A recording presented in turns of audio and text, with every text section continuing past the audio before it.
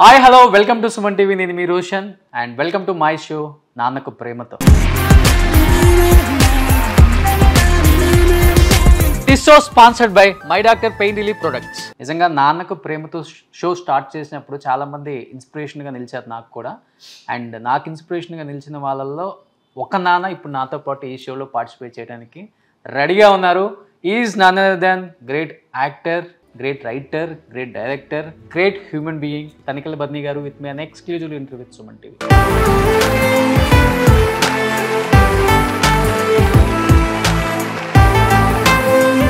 So Tanikala Badni garu, నమస్తే. నమస్తే రోషన్. తనికెళ్ళ బద్ని గారు ఇంతవరకు ఫ్యామిలీని ఎప్పుడు కూడా స్క్రీన్ మీదకి తీసుకురాలేదు. బట్ నా కోసం, సుమన్ టీవీ కోసం, ముఖ్యంగా నాన్నకు ప్రేమతో షో గురించి మీ ఇద్దరిని ఈరోజు కెమెరా ముందుకు తీసుకొచ్చారు. తనికెళ్ళ బద్ని గారు, నాన్న ఎందుకో వెనకబడ్డాడు. మీ డైలాగ్ విని విని విని విని చాలా మంది నాన్నలు కూడా నిజంగా మనం వెనకే పడి ఉన్నాం కదా, మనల్ని ఎవరు గుర్తించట్లేదు. పిల్లల ప్రేమను పొందడంలో తరతరాలుగా నాన్న ఎందుకో వెనకబడ్డాడు. కొడుకులు ఎక్కువ రియాక్ట్ అయ్యారు ఆల్ ఓవర్ గ్లోబ్. అది యాక్చువల్గా నాది కాదు, ఆ రచన ఏమో ప్రకాష్ నాయుడు అని ఒక అసిస్టెంట్ డైరెక్టర్ది. అది నేను ఒక నాన్న మీద ఒక పుస్తకం ఆవిష్కరణ జరుగుతోంది గుంటూరులో. అయితే నేను చదివింది నాది కాదు. ఆ పుస్తక ఆవిష్కరణకి వెళ్ళినప్పుడు నాకు ఎవరు వాట్సాప్లో చాలా చెత్త, కొన్ని మంచి కూడా ఉంటాయి కదా. సందర్భం సరిగిపోయిందే నాన్న ఎందుకో వెనకబడ్డాడు అనేప్పుడు వాళ్ళు ఎవరు అడగలేదు, నేనే చదువుతున్నప్పుడు సడన్గా మా నాన్నగారు గుర్తొచ్చి నాకు గొంతు గద్గద్దం అయిపోయింది అన్నమాట. నా కళ్ళనీళ్ళు వచ్చాయి. నేనేం అనట్లే, వెనకాల ఎవరో కూర్చొని ఇలా వీపు రాస్తున్నారు. నాకు ఒక 1 minute అట్లా ఫ్రీజ్ అయిపోయా. అంటే ఎమోషన్ వల్ల ఏమిటంటే ఈ పొయిట్రీలో ఉన్న భావం, నా ఎమోషన్ రెండు యాడ్ అయ్యి ఇంకా నెక్స్ట్ ఎవరు తీశారో కూడా తెలియదు నాకు. ఇక ప్రపంచవ్యాప్తంగా న్యూజిలాండ్ నుంచి, అక్కడి నుంచి, ఇక్కడి నుంచి, అంటే కొడుకులు అందరూ ఫోన్ చేశారు. కొంతమంది అయితే మేము వెంటనే ఫోన్ చేసి మా నాన్నతో మాట్లాడడం, కొంతమంది నాన్నను చూడడానికి మేము విదేశాల నుంచి వచ్చేసాం ఇట్లా. సో అది చాలా మంచి కవిత, అతనికి మంచి భవిష్యత్తు ఉంది. అది అంచేత కర్తృత్వం నాది. వెంటనే నాదనుకుని చాలామంది అబ్బాయి ఎంత బాగా రాసావు అంటే నాది కాదు నేను అని అతన్ని పిలిచి నేను సత్కారం చేసి ఇక్కడే ఓ శాలువా కప్పి మీడియా పరంగా మీడియా ముందు చెప్పా, ఇతను రాసింది, అతని పేరు ప్రకాష్. అది దీని నేపథ్యం.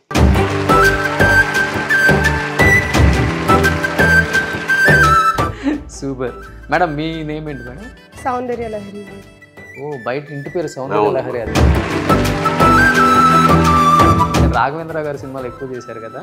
లేదు. యాక్చువల్గా ఆదిశంకరాచార్య వారు సౌందర్య లహరి అని ఒక ఇది ఉందన్నమాట, కావ్య మంత్రశాస్త్రం మీద.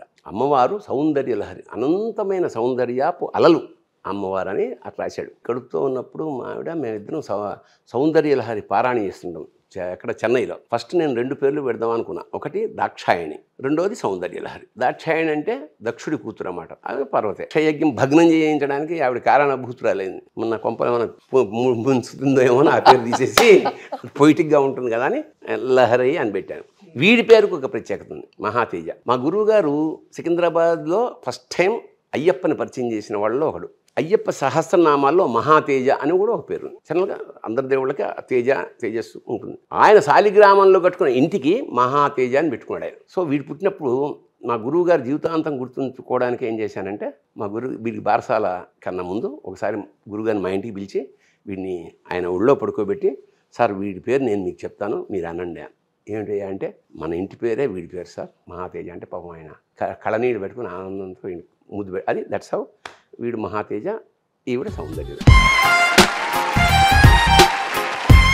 సో నాన్న వెనుక వెన్నెముక, ముందు దన్నుగా నిలిచిన సందర్భాలు చాలా ఉంటాయి. మీకు ఎస్పెషల్లీ నాన్న అంటే ఏమని చెప్తారు? చిన్నప్పటి నుంచి మాతో టైం ఎక్కువ స్పెండ్ చేయలేని సిచ్యువేషన్స్ ఉన్నాయి. ఎందుకంటే చాలా సినిమాలకి వాటికి ఎక్కడో వేరే కంట్రీ నుంచి కూడా వీడియో కాల్స్ లేకపోతే కాల్స్ చేసుకుంటూ మాట్లాడి చెప్తున్నా అన్నీ ఉన్నాయి. అండ్ నాకు పర్టికులర్గా ఒక ఎక్స్పీరియన్స్ ఏంటంటే, చిన్నప్పుడు 10th క్లాస్ ఏం కావాలరా అంటే నాకు ఒక కంప్యూటర్ కావాలి అని చెప్పా. సో 10th క్లాస్ మంచి ఫస్ట్ ర్యాంక్లో పాస్ అవ్వు, నేను కొనిస్తా అన్నారు. నాకేమో హిందీ రాదు. ట్విస్ట్ ఏంటంటే హిందీ నేను నిజంగా ఫెయిల్ అయ్యా. ఆ రోజు నేను నైట్ ఫుల్ చాలా బాధపడిపోయి ఫుల్ ఏడుస్తూనే ఉండా.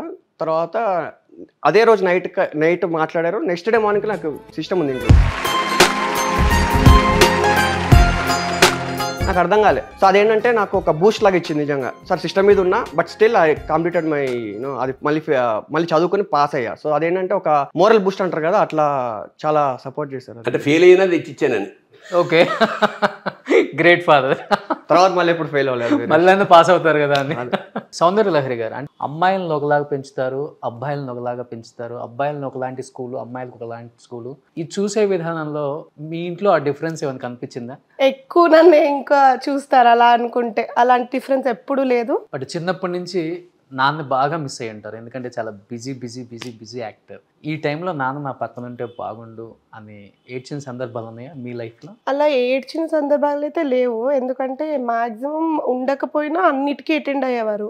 బర్త్డేస్ అయితే షూటింగ్ క్యాన్సిల్ చేసుకున్నా ఉండేవారు, అన్నీ అటెండ్ అయ్యారు. సో అలా ఎప్పుడు ఏడవలేదు. ఎప్పుడు ఉన్నంత టైం మాక్సిమం ఇంట్లో స్పెండ్ చేసేవారు. మాకెప్పుడు ఇలా లోటు టైప్ ఏం అనిపించలేదు. నాన్న అంటే చాలా ఇష్టం కదా. అవును. పెళ్ళి పుట్టింటి నుంచి మెట్టింటికి వెళ్ళేటప్పుడు బాధపడలేదా? అస్సలు బాధపడలేదు.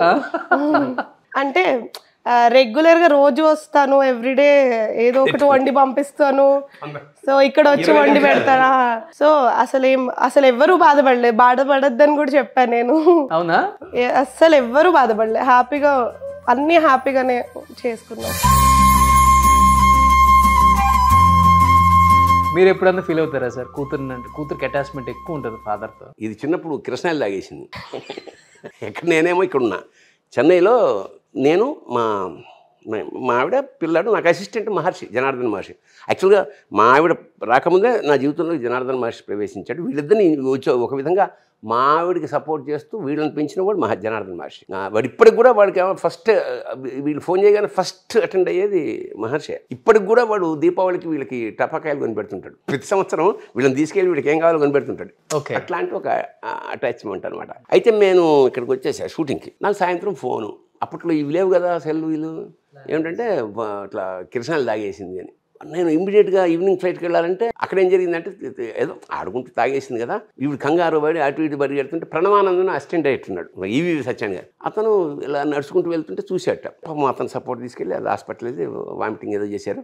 ఎంతైనా మరి నేను ఇక్కడ ఉన్నా కానీ నాకు టెన్షన్. ఏదో 2 ఏళ్ళ 3 ఏళ్ళు అప్పుడు ఇక్కడి నుంచి వెళ్ళాలంటే evening flight. Kranthi Kumar director ఉన్నాడు కదా, ఆయన నా కంగారు చూసి, అంటే నాకు అంతకుముందు ఆయనతో పరిచయం ఉంది బాగా. ఏంటి ఇలా కంగారు, అదే సార్ టికెట్ లేదంటే ఓపెన్ చేయని నాటి. అప్పట్లో ఒకళ్ళ టికెట్ మీద ఒకళ్ళు వెళ్ళే ఫెసిలిటీ వెళ్ళొచ్చు అప్పుడు. ఇప్పుడు లేదు. అప్పుడు అంటే పెద్ద పేరున్నా పెద్ద పట్టించుకునేవాడు కాదు. క్రాంతి కుమార్ గారు నాకు టికెట్ ఇచ్చేస్తే వెళ్ళి అప్పటికి వచ్చే, అంటే start very serious thing. But మనకు తెలియదు కదా కృష్ణాలు తాగితే ఏమవుతుంది, చిన్నపిల్ల 2 ఏళ్ల పిల్ల కదా, టెన్షన్ పడి ఆ వార్త అందినప్పటి నుంచి చూసే వరకు టెన్షన్ కదా.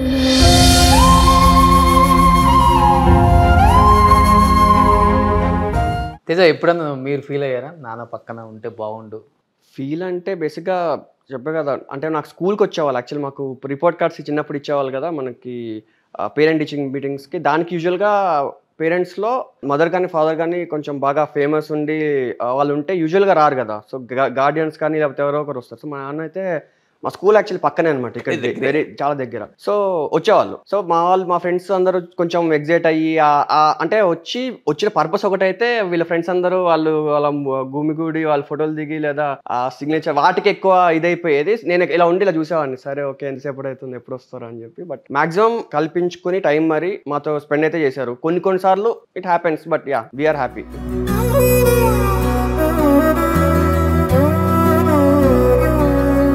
తేజ అండ్ సౌందర్య లహరి, నాన్న మీకోసం ఊహ తెలియనప్పటి నుంచి ఇప్పుడు వరకు చాలా సాక్రిఫైస్లు చేశారు. 2 స్టోరీలు వింటేనే నాకు అర్థమైపోయింది నాన్న మిమ్మల్ని ఎక్కడ పెట్టుకున్నారో ఇప్పటికి కూడా. అలా మీరు నాన్న కోసం చేసిన సాక్రిఫైస్ ఏమైనా ఉన్నాయా లైఫ్లో? నేను మేజర్గా చెప్పాలంటే మేము ఫారెన్ వెళ్ళి అక్కడ ఉండలేదు. నాన్న వాళ్ళతోనే మా అబ్బాయి పుట్టిన తర్వాత వాడితో చాలా కనెక్ట్ అయిపోయారు, మీరు చూసుంటారు. సో అది నాకు చాలా గ్రేట్ ఎక్స్పీరియన్స్. వాళ్ళు ఎంజాయ్ చేస్తున్నప్పుడు నేను ఎప్పుడు ఫోటోలు తీస్తుంటాం, పోస్ట్ చేస్తుంటాం. సో అది నాకు చాలా బ్యూటిఫుల్ ఎక్స్పీరియన్స్ అనమాట. సో వీళ్ళతోనే ఉండడం.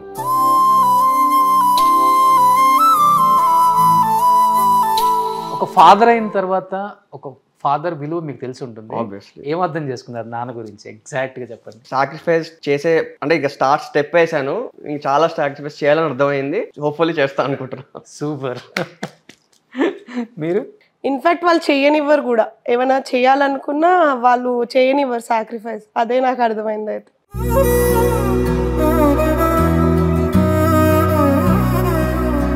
ఒక్కసారి మీ నోటితో నాన్న గురించి ఒక చిన్న పద్యం ఏం చెప్తారు?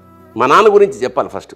మా నాన్నగారి పేరు TVSS రామలింగేశ్వరరావు. మా నాన్న అంటే స్వతంత్రం రాకముందు ఆయన గుండుగోలను వెస్ట్ గోదావరి, అక్కడి నుంచి సెకండ్ ఫామ్ టెంకంపేట అని తెలంగాణలో ప్రాంతం. ఒక రెడ్డి గారి అబ్బాయికి అన్ని సబ్జెక్టులు చెప్పడానికి టీచర్గా వచ్చాడు ఫస్ట్ టైం హైదరాబాద్. ఆ తర్వాత ఒక ఏడాదికి మొన్న వెళ్ళిపోయారు. మళ్ళా వచ్చారు. ఒక బంధువు వాళ్ళ ఇంట్లో దిగినప్పుడు అతను ఇక్కడ రైల్వే ఆఫీస్లో ఉన్నప్పుడు క్యారేజ్ తీసుకెళ్ళి అతనికి క్యారేజ్ అది తీసుకెళ్ళాడు. అక్కడ ఆఫీసరు ఎవడే అంటే మా బంధువుల అబ్బాయి అంటే ఏం చేస్తున్నా అంటే ఏం లేదండి ఉద్యోగం కోసం వెతుకున్నాను. రైల్వేలో చేస్తాడేమో కనుక ఏమయ్యారు చేస్తావాడంటే అప్లికేషన్ రాసిచ్చి అని సంతకం పెట్టేసి నెక్స్ట్ డే జాయిన్ అయిపోయాడు. మిథునం చూసావు కదా, మిథునంలో క్యారెక్టరు బాలసుబ్రహ్మణ్యం క్యారెక్టర్ అంతా మా నాన్న ఎక్సెప్ట్ ఫుడ్. మా నాయన ఫుడ్ లవర్ కాదు మా నాన్న. ఓకే.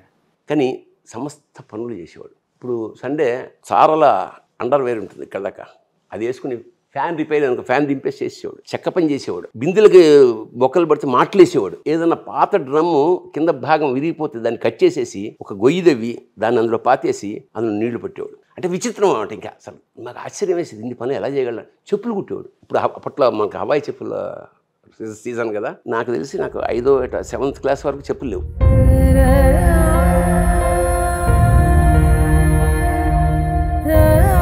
అట్లాగా ఇంత చెప్పులు కొనిపించాలి. బడ్జెట్ అయింది 750 రూపాయలు శాలరీ. మేము 7 అన్నాము. రోజు కూరలకు మాత్రం నన్ను తీసుకెళ్తుండేవాడు.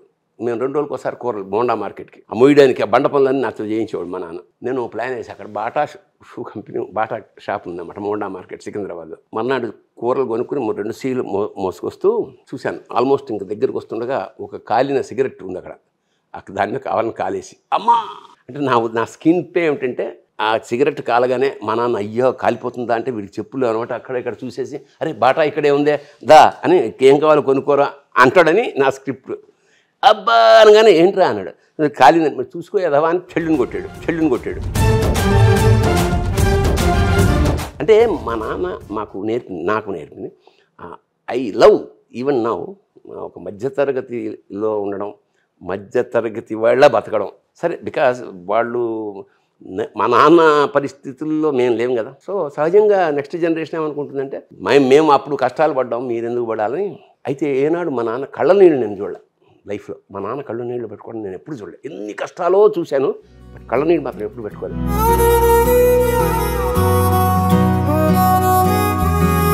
I'm not a good student. మా అన్నదమ్ములందరూ గోల్డ్ మెడలిస్టులు వాళ్ళు, మా తమ్ముళ్ళు కూడా. బట్ నాకెందుకు చదువు అవ్వాలి. మా పక్కన అమాల్ బస్తీ అని ఉండేది. అమాలీలు అంటే కూలీలు వాళ్ళు, వాళ్ళ పిల్లలు, వాళ్ళతో నా స్నేహం. సిగరెట్ తాగడం, గంజాయి తాగడం, ఇట్లా చాలా అసలు ఇప్పటికే కరెక్ట్ కాంట్రాస్ట్. రోడ్ల మీద తిరగడం, ఇళ్ళలోంచి పేపర్లు ఎదిగిపోయి అమ్మేయడం, ఊహించనంత బ్యాడ్ క్వాలిటీస్. మా నాన్న నన్ను ఎక్కువ కొడుతుండేవాడు. అంటే ఊహించారు. సినిమాల్లో నవల్లో చదివేది.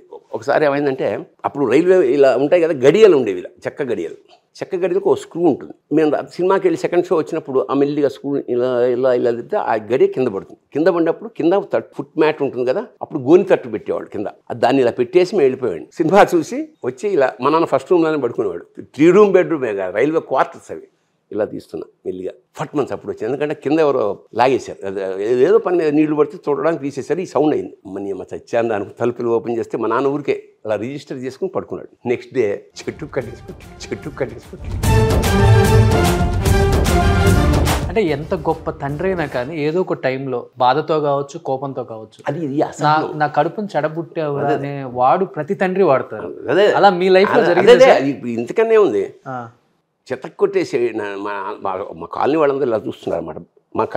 మా కాలనీ వాళ్ళ పిల్లలు కూడా మా నాన్నంటే భయం. అంటే ఇవన్నీ తర్వాత నేను రియలైజ్ అయ్యంటే అసహనం. మా నాన్న నుంచి జేబులోంచి డబ్బులు కొట్టేస్తున్నాడు నేను ఒకనే. ఓకే. అప్పటికేముంది 40 పైసలు సినిమా. మా నాన్న లల్చి వేసుకుని దానికి హ్యాంగర్కి వేసేసి వెళ్ళిపోయాడు కుక్కానికి. నా చొక్కా తీసినట్టు తీసి మా నాన్న చొక్కా కూడా తీసి కింద పడేసేవాడు. కింద నుంచి పైకి వెళ్ళే లోపల నా చెయ్యి అందులోంచి వెళ్ళి ఆ ₹1 కొట్టేయాలి.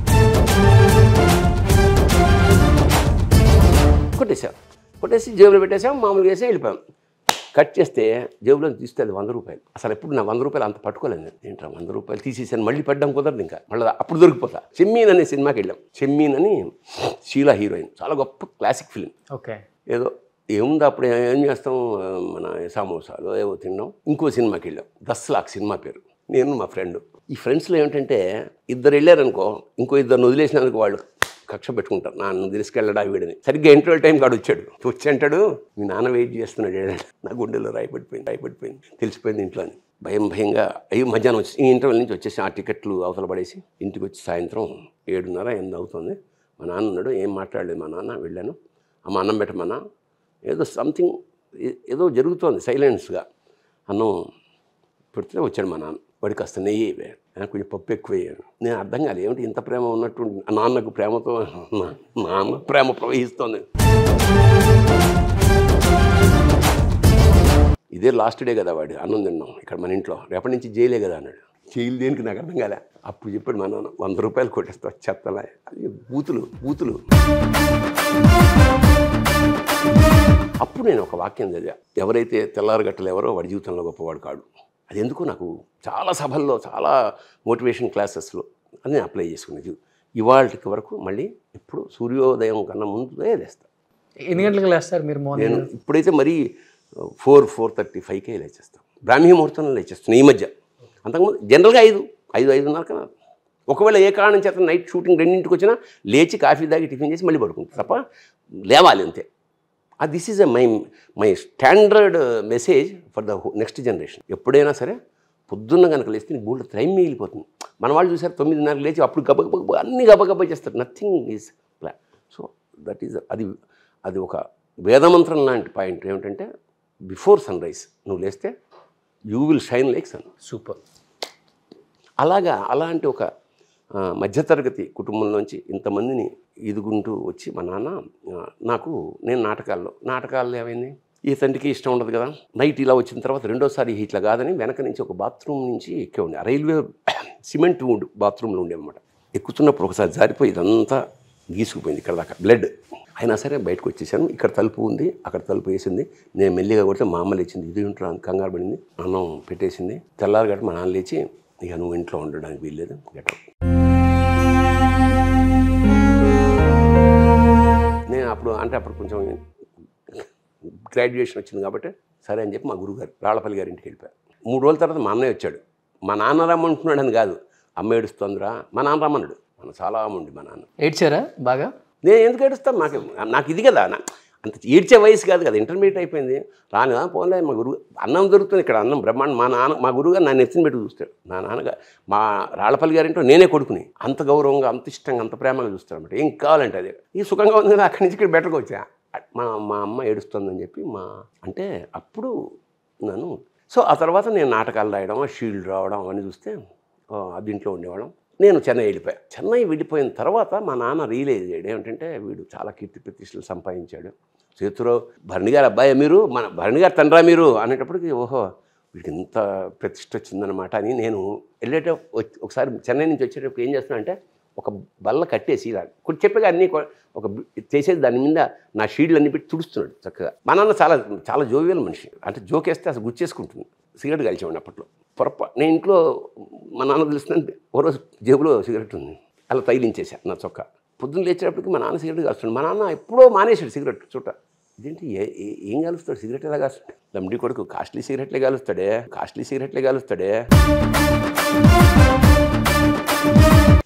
అట్లా అయిపోయిన నాన్న తర్వాత రిటైర్ అయిపోవడం, అక్కడి నుంచి ఇక్కడికి వచ్చేయడం. ఈ ఇల్లు అంటే ఈ వాస్ హియర్ ఫర్ ఆల్మోస్ట్ ఆయన వెళ్ళిపోయే వరకు కింద పోర్షన్ అంతా మా అమ్మ, మా నాన్న, నా భార్య, మా మామ, అత్త, మా అత్తగారు ఇంకా ఉన్నారు, ఇక్కడ ఉండేవారు. So he enjoyed my glory.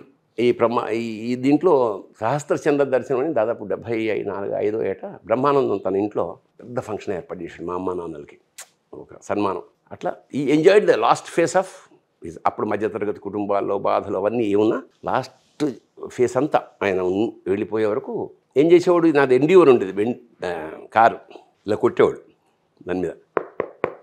కొడితే డ్రైవర్ వచ్చేవాడు, రమేష్ అని ఉండేవాడు. తాతగారు అని, ఏం లేదురా వీడికి వాళ్ళ షూటింగ్ ఉందా లేదా కనుక్కోసారి.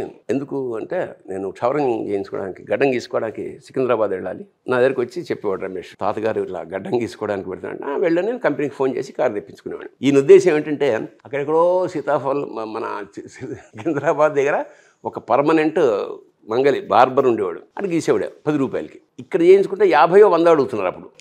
అందుకని అంత దూరం. ఆయన ఉద్దేశం ఇది మన బండి కదా ఫ్రీ అని, ఇలా పెట్రోల్ పోయాలన్న స్పృహ ఆయనకు లేదు.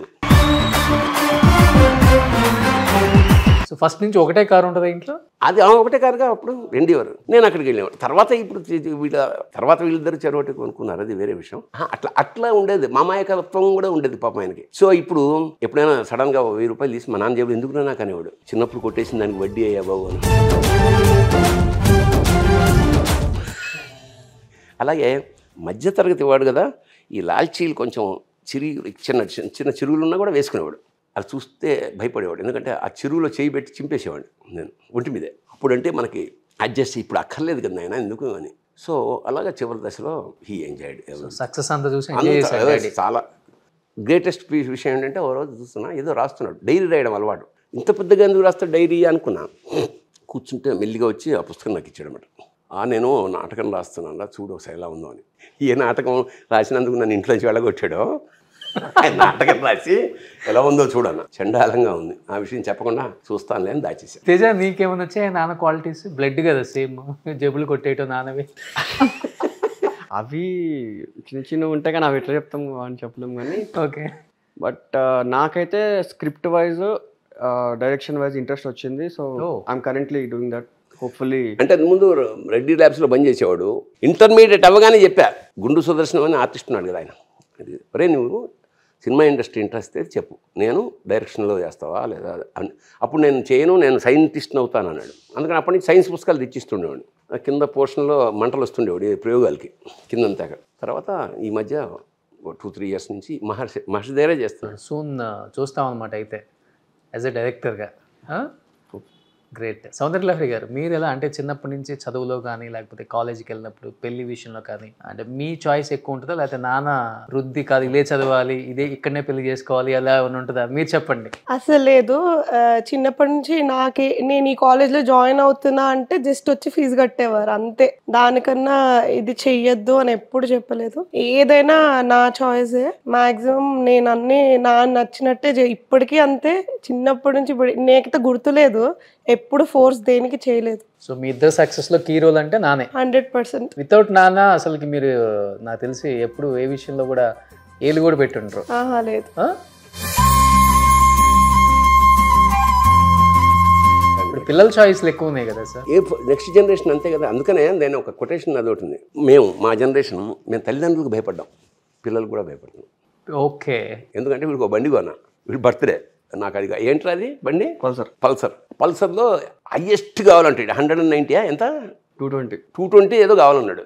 మా ఆవిడ కంగారు పడిపోతుంది, వాడు అంతంత చూస్తున్నాం కదండి పిల్లలు యాక్సిడెంట్ అవుతుంది అందుకని కొనొద్దంటే వాడి దగ్గర 120 ఎంత ఉందనుకుంటా, 150 వాడికి ఫోన్ చేసి బర్త్డే ఎల్లుండి వీడికి కావాలంటున్నాడు, డబ్బులు కట్టేసాం, 220 ఎంత అంటున్నాడు, అవి రాలేదని చెప్పు, 150 వచ్చింది, ఇష్టం ఉంటే తీసుకో. బర్త్డే కదా వీడి అన్న ఫ్రెండ్స్కి చూపించుకోవాలి, ఇంకా మరో గచ్చంతం లేక 150 అక్కడ చెప్పేసి నేను టిప్ చంపేస్తా, నేను ఇవ్వను రూపాయి కూడా, 220 ఇస్తే. సో 150 ఏడుస్తూ వెళ్ళి తెచ్చుకున్నాడు. ఒక 1 వీక్ 10 డేస్ కుంటుకుంటూ వచ్చి ఏమైందంటే ఎక్కడో పడ్డాడు. సరే చిన్న దెబ్బ.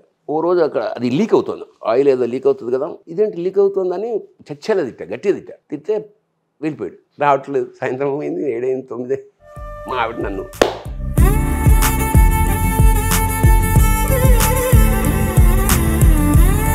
ఎందుకు తిట్టారు, వాడి బండి వాడి ఇష్టం, అదే ఇది అన్యాయంగా ఉంది, వాడికి పాడైపోతుందని నేను తిడితే వాడు ఇప్పుడు వెళ్ళిపోతే ఎట్లా, ఇక కాడి నుంచి నాకు ఆ నంబర్ ఫోన్ చేయండి, వీడిని పట్టుకోండి, ఆ భాష ఉన్నాడు ఇంతమంది. ఫైనల్గా వీడేమిటంటే ఇక మొత్తానికి 11 గంటలకి ఐమాక్స్ దగ్గర ఐస్ క్రీమ్ తింటున్నాడు.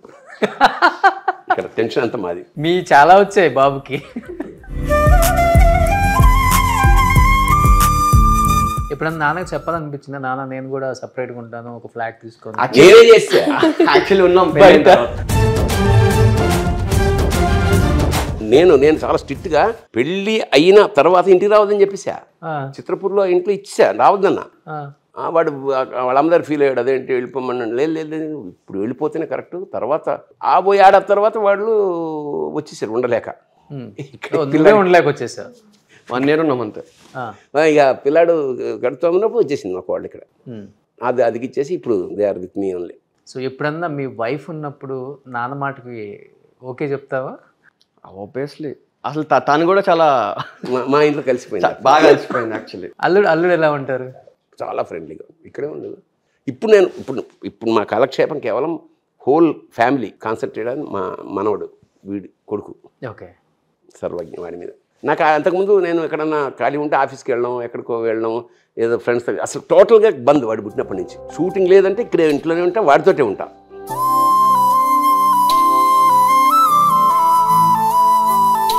నాన్న గొప్పతనం చాటే ఒక గొప్ప షో కాబట్టి, సో మీలాగా ఎవరు చెప్పలేరు నాన్న గొప్పతనాన్ని. మంచి కవిత్వంలో ఒకసారి నాన్న గొప్పతనం గురించి ఏం చెప్తారు? మధ్యతరగతి నటరాజు, చుట్టూ సమస్యల జ్వాలామాల తోరణం, ఒక చేతిలో భగభగమండే పుత్రాగ్ని, మరో చేతిలో చెంగు చెంగుమనే ఆశల జింక, మెళ్ళో బుసలు కొట్టే కుబుసం వదిలిన కూతురు, విరబోసుకున్న జటాజుటం లాంటి బెంగ, అందులో నెలవంకలాగా లీలగా మెరిసే ఫస్ట్ తారి, గడసీమలో పెద్దల్లుడి కోరికల కపాలమాల, కటిసీమలో తోలు వలిచేసిన పులి లాంటి మాసికలేసిన పంచి, మేకపోతు గాంభీర్యం లాంటి శాలరీ త్రిశూలం, తల తాకట్టు పెట్టిన తడిసి మోపిడవుతున్న వడ్డీల గంగ, అప్పులాళ్ల నమ్మక చమకాలు, బాస్తేత నిత్య రుద్రాభిషేకం. ఈ మధ్యతరగతి నటరాజు తాండవం ఆడేది అజ్ఞానం మీద కాదు, అమాయకురాలైన ఆలి మీద. మా నాన్న రైల్వేలో గుమాస్తా, 7 కొడుకులం. అంటే అనగనగా ఓ రాజు, ఆ రాజుగాడికి 7 అంచేత మా నాన్నే మధ్యతరగతి మహారాజు.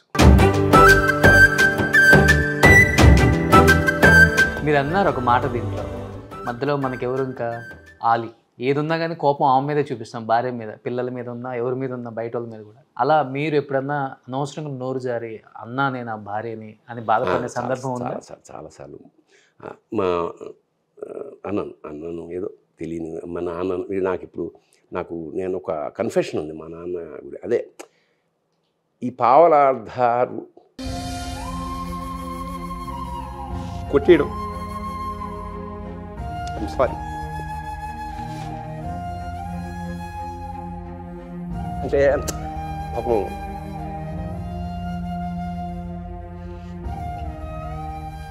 అంటే ఆ పరిస్థితులు నాకు తెలియదు కదా. అది అప్పుడు పాపం ఆయన ఎంత బాధపడుతుంది.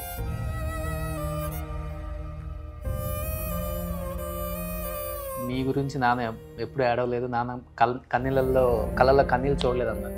బట్ నాన్న గురించి మీరు అర్థమవుతుంది.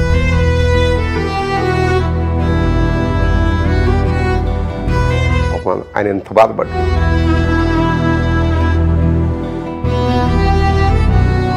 మీ లైఫ్లో మీకు ఇన్స్పిరేషన్ ఎవరు సార్? పుస్తకాలు, కవులు వాళ్ళే మా ఇన్స్పిరేషన్ అన్నిటికీ. నేను ప్రబంధ సాహిత్యాలు అన్నీ చదివేసాను, అన్ని కావ్యాలు, పంచకావ్యాలు చదివేసుకున్నాను, అన్ని సంస్కృత కావ్యాలు చదివాను. I love to read. అంటే చదివినప్పుడు అనిపిస్తుంది మనం ఏం రాస్తున్నాం నాన్ సెన్స్ వాళ్ళతో కంపేర్ చేస్తే అని. అంత స్థాయిలో సాహిత్యం మా ఇంటి నిండా ఎక్కడ సాహిత్యం ఉంది. ఆ తర్వాత మెల్లిగా సంగీతంలో కూడా ఎంటర్ అయ్యి ఆటకథ రాసి రాయడానికి. అందులో తమాషా ఏమిటంటే యాక్చువల్గా నాకు సంగీతం రాదు. గరిమెళ్ళ నరసింహారావు గారిని ఎస్ జానకి గారి బావగారు ఉండేవారు. నాకు ఇష్టం సంగీతం నేర్చుకోవాలని. ఆయన దగ్గరికి వెళ్ళి మృదంగం నేర్చుకున్న కొన్నాళ్ళు, బాగానే వస్తుంది. రైల్వే క్వార్టర్స్కి వచ్చి తడదడ డోర్లు అవన్నీ కొట్టిస్తుండేవాడిని. కొడితే మా అమ్మ ఇదేంట్రా మొత్తం ఇల్లు కొలగొడతాం ఏంటంటే మృదంగం అనేవాడిని. ఆయన ఓ రోజు గరిమెళ్ళ నరసింహారావు గారు ఏముందయా మృదంగం అంటే జస్ట్ లైక్ మ్యాథమెటిక్స్ అన్నాడు. నాకు మ్యాథమెటిక్స్ భయం, అది మృదంగం వదిలేశా. ఇక మళ్ళీ లెక్కలు నేర్చుకోవాల్సి వస్తుందేమో అని. ఆ తర్వాత కొన్నాళ్ళు బ్రహ్మానందం గారు అని ఒక వైలినిస్ట్ ఉండేవాడు, చాలా ప్రముఖ. ఆయన దగ్గర కొన్నాళ్ళు వైలిన్ నేర్చుకున్నాం, అది మానేశా. ఇంకా అయిపోయింది. వీళ్ళు పుట్టారు. నాకు సంగీతం నేను కలగా నేర్చుకోలేకపోయినా వీళ్ళకి నేర్పుదామని రమణమూర్తి వీణాపాణి గారిని మా ఇంటికి వచ్చి నాకు ఏదైనా సినిమాలో అవకాశం సార్ అంటే, ఓ పని చేయండి సార్ మా పిల్లలకి సంగీతం నేర్పండి అన్న. నాకు నేర్పడం రాదని నాకు వచ్చు అంటే, మీకు వచ్చినప్పుడు అదే నేర్పండి అన్న. సరే ఇంకా అది ప్రహసనం మొదలైంది. ఆయన 6ంటికి వచ్చేవాడు, వీళ్ళని లేపేది వాళ్ళమ్మ. లేపి వీళ్ళు మొహం కడుక్కుని పాలు దాకా వచ్చేటప్పుడు 7 అయ్యేది. రోజు 6ంటికి వచ్చి కూర్చున్నాడు ఆయన. ఈ పాపం చాలా హర్ట్ అవుతాడు, ఇది కరెక్ట్ కాదని చెప్పి ఒక నెల రోజులు చూసి నేను నేర్చుకోవడం మొదలు వాళ్ళు వచ్చే లోపల. ఓకే, వీళ్ళకి రాలేదు కానీ నాకు వచ్చింది. అది వెనకడికి జోక్ ఉంది. సంగీతం కోసం ఇక్కడ దాకా నీళ్ళల్లో నిలబడి సరి అంటుంటే సంగీతం రాలేదు కానీ ఈత వచ్చింది నీళ్ళల్లో. అట్లాగే వీళ్ళిద్దరికి పరిచయం ఉంది అంతే. వీడు చాలా బాగా వాయించేవాడు వీడు. ఇక మా అమ్మాయి పాడితే నాన్న కోసం ఒక పాట పాడతారా? ఇది పాడితే వద్దులేని ఆయనే అన్నాడు. ఎడిటింగ్ లో తీసేస్తారు మీరే. ఏం తీసేమో ఆయనే అన్నాడు, ఎడిటింగ్ లో ఎందుకైనా మంచిది ఇంకా. ఎంత కష్టం వచ్చినా కానీ నా కడుపును పుట్టిన బిడ్డలు నా ఇష్టంగా ఎంత కష్టాన్నైనా భరించాలని వచ్చిన ప్రతి కష్టాన్ని కూడా మన కోసం చాలా సాక్రిఫైస్ చేసినప్పటికీ కొంచెం బయటికి కూడా చెప్పుకోలేడు నాన్న. అమ్మ చెప్పుకోగలదు తొందరగా బయటికి. అమ్మ ఏది ఉంచుకోదు, లోపల దాగదంటారు అమ్మకి. నాన్నకి అన్నీ దాగే ఉంటాయి. ఎందుకంటే వాళ్ళు నా ప్రపంచం, వాళ్ళని అలా చూడాలనుకుని ఎన్నో డ్రీమ్స్ ఉంటాయి కాబట్టి. అలాంటి నాన్న గురించి ఏం చెప్తారు లాస్ట్గా మీరు? మాకైతే నాన్న ది బెస్ట్, అమ్మ కూడా అలానే, ఇద్దరు ఈక్వల్గా. వాళ్ళు గొడవ పడ్డం ఇంతవరకు మేము ఎప్పుడు చూడలేదు మా లైఫ్లో. అంటే అంత బెస్ట్ వాళ్ళు, మాకు ఎప్పుడు అలా కనిపించలేదు. వాళ్ళు నిజంగా ఏదైనా మాట్లాడుకున్న లోపల తప్ప లైఫ్లో ఎప్పుడు చూడలేదు. సో మమ్మల్ని ఎప్పుడు హ్యాపీగానే ఉంచారు, ఎప్పుడు మాకే ఎక్కువ ఇచ్చారు. నాన్న ఇంకా ఎప్పుడైనా షర్ట్స్ ఏదో ఒకటి వేసేసుకుని వెళ్ళిపోతూ ఉంటారు. నేను ఇంకా తిడతా, ఏంటి ఇలా వేసుకుంటారు మీరు, మంచి వేసుకోండి మీరు ఇలా. అంటే ఫేస్ వాల్యూ నాకు బట్టలు కాదు, అయినా మీ నాన్న తనిఖీల వారిని, మా నాన్న రైల్వే ఎంప్లాయీ అంటారు.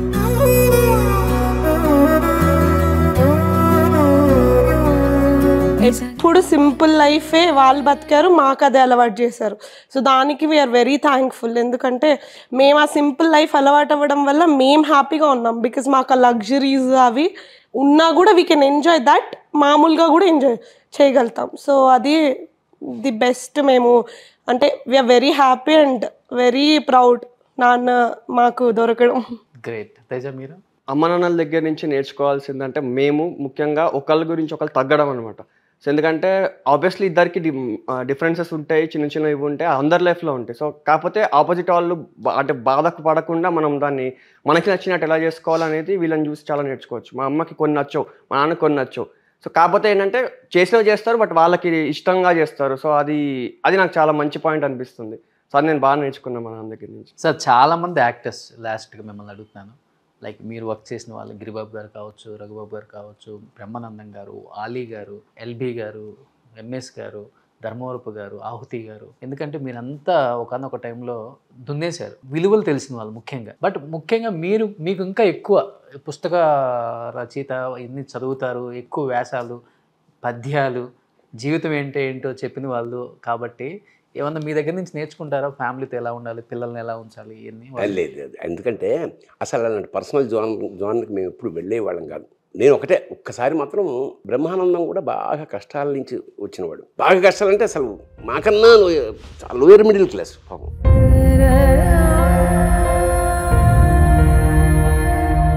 ఎప్పుడో ఒకసారి వాడి ఇంటికి వెళ్ళినప్పుడు ఆ రోజు పండగ అనుకుంటా, ఇప్పుడంటే పండగ చేసుకుంటాం కానీ అప్పుడు మన ఇంటికి పండగ ఎప్పుడు వచ్చిందిరా అనగానే వాడి పాపం కళ్ళనీరు పెట్టేసి బోర్ నేర్చాడు అంత స్థితిలో. సో అలా షేర్ చేసుకోవడం తప్ప ఇది చూసి నేర్చుకోవాల్సినంత. మన ప్రొఫెషనల్స్గా ఉన్నప్పుడు పర్సనల్ ఏరియాని అసలు ఎవరికి టచ్ చేయను. ఎందుకంటే ఇంత చూశారు కాబట్టి వాట్ ఈజ్ లైఫ్ అంటే ఏమర్థమైంది మీకు? It's an opportunity, you can enjoy every moment of life.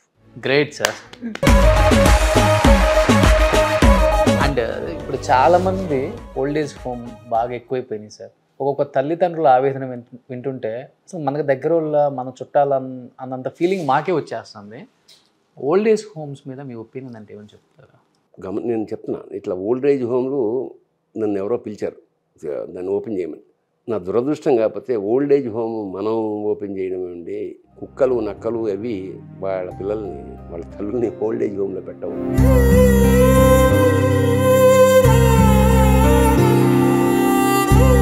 ఈ ఓల్డ్ ఏజ్ హోమ్లో ఎందుకు ఇట్లా పెడుతున్నారు మీరు, కరెక్ట్ కాదు కదా. ఇంత సంపాదించంటే ఒక 8 ఏళ్ల కుర్రాళ్ళు లేచి ఏం లేదు సార్, మమ్మల్ని చిన్న హాస్టల్లో పడేస్తున్నారు కదా, రుణం తీర్చుకుంటున్నాం.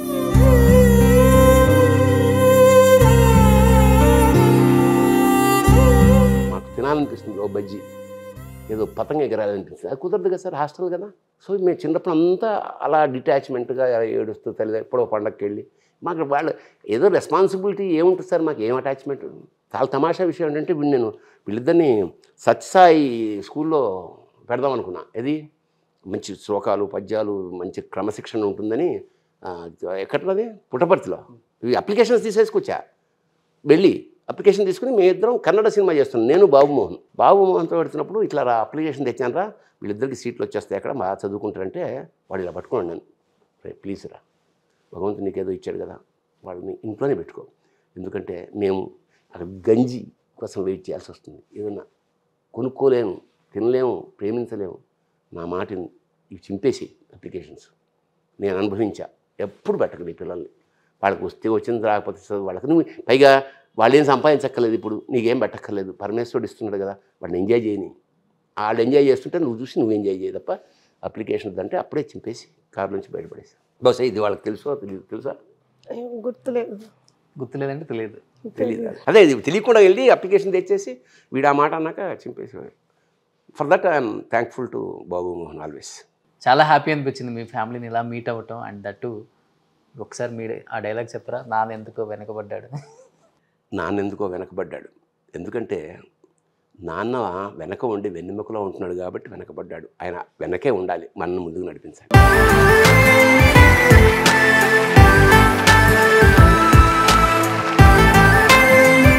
6 సంవత్సరాలు వచ్చే వరకు పిల్లలు అమ్మ నాన్నని చూడకుండా ఉండలేరు. 60 సంవత్సరాలు వచ్చిన తర్వాత తల్లిదండ్రులు పిల్లల్ని చూడకుండా ఉండలేరు. బట్ మీరు ఇప్పుడు హ్యాపీగా పిల్లలతో హ్యాపీగా ఉంటున్నారు. సో నాన్నకు ప్రేమతో.